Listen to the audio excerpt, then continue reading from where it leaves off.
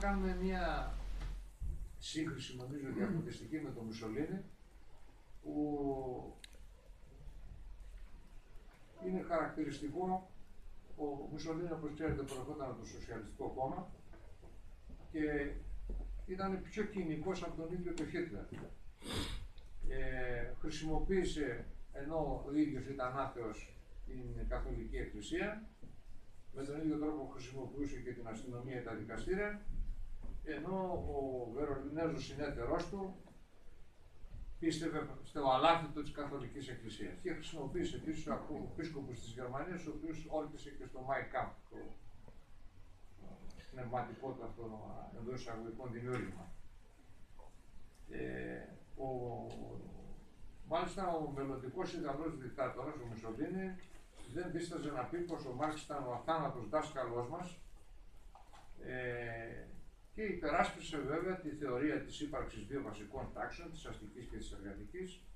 Έγραφε χαρακτηριστικά το 1914.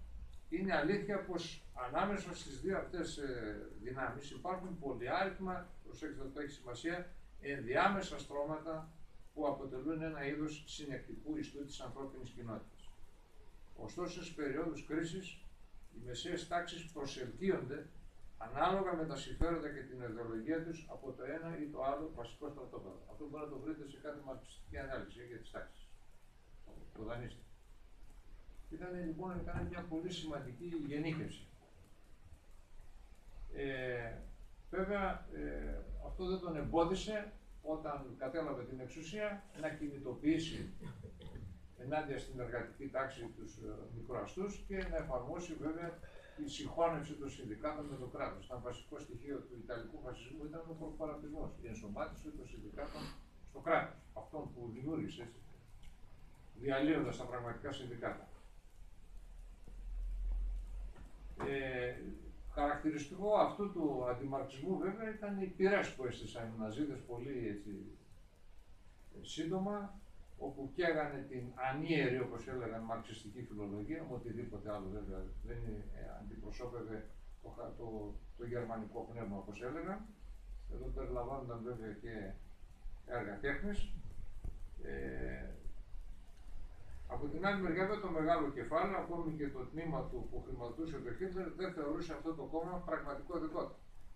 Ο Τρότσκι μάλιστα λέει μια χαρακτηριστική έκφραση ότι η γερμανική τάξη ένιωθε απέναντι στο Χίτλερ σαν τον οδογιατρό που της βγάζει ένα σκυλόδοντο. Αλλά αυτός μπορούσε να της βγάλει το σκυλόδοντο. Το λέει μεταφορικά, έτσι, αυτή την παραστατική εικόνα.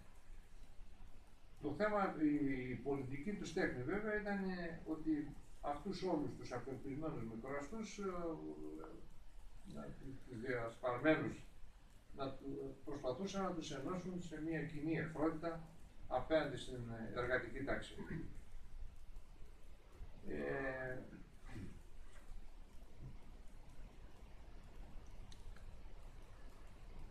Δεν είναι τυχαίο το γεγονός ότι απευθύνθηκαν σε αυτά τα μικροαστικά στρώματα επιμένω στο ζήτημα αυτό και έχει μια σημασία νομίζω και για το σήμερα.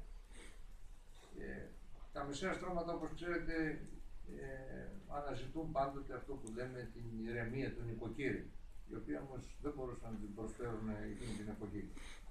Είναι αντίθετα και εχθρικά στην ιδέα της εξέλιξης, γιατί η εξέλιξη, όπως ξέρετε, του καπιταλισμού τα εξαφανίζει από το χάρη της ιστορίας.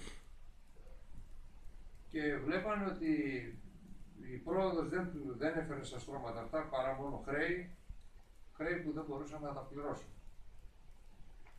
Ο εθνικοσοσιαλισμός δεν απορρίπτει μόνο τον μαρξισμό, αλλά και τον δαρβενισμό. Οι Ναζί καταργούνταν τον υλισμό γιατί οι νίκες της τεχνικής πάνω στη φύση σηματοδοτούσαν επίσης τη νίκη του μεγάλου κεφαλαίου πάνω στο μικρό. Οι αρχηγοί του ναζιστικού κινήματος καθαρίζουν την διανόηση, όχι μόνο γιατί δεν διαθέτουν παρά μονάχα δεύτερης και τρίτης σειράς διανοούμενους, αλλά κυρίως επειδή ο ιστορικός του ρόλος δεν μπορεί να δεχτεί την καλλιέργεια μιας σκέψης μέχρι το λογικό της συμπέρασμα. Ο ανορθολογισμός ήταν βασικό στοιχείο του ναζισμού.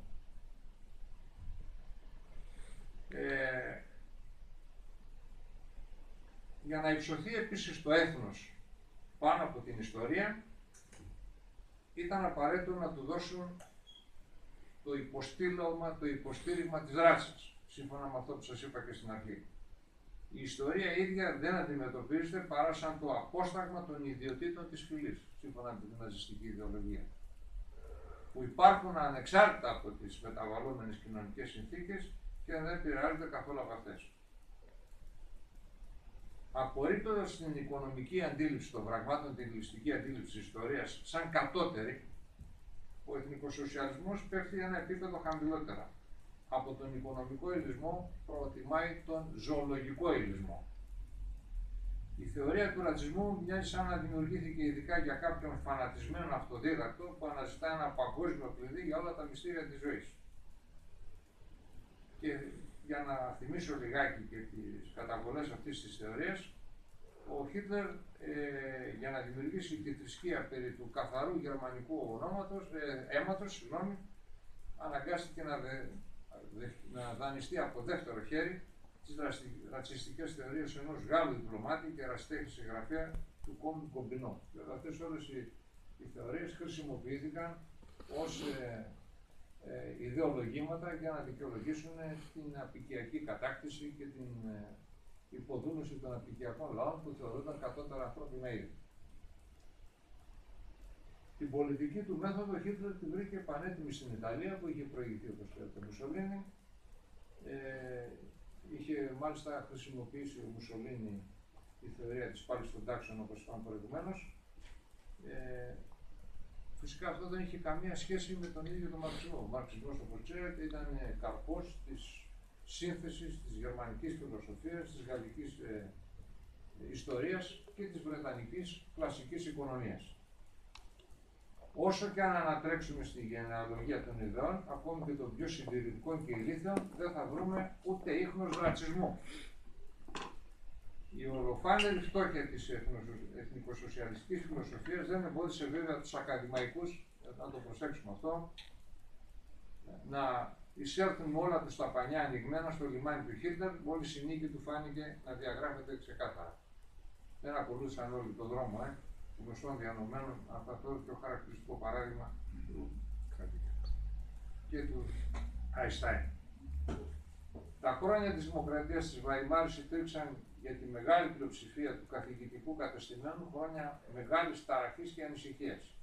Οι ιστορικοί, οι οικονομολόγοι, οι νομικοί και οι φιλόσοφοι πελαγοδρομούσαν σε ένα κικαιώνα εικασιών σχετικά με το ποιο από τα κριτήρια της αλήθειας ήταν το ορθότερο, δηλαδή με άλλα λόγια ποιο από τα αντικρουόμενα στα ορθότερα θα επικρατούσαν. Η φασιστική δικτατορία διέλυσε τις αμφιβολίες που είχε ο Φάουστ ή τους δισταγμούς που είχε ο Άμλετ. Αναφέρομαι στους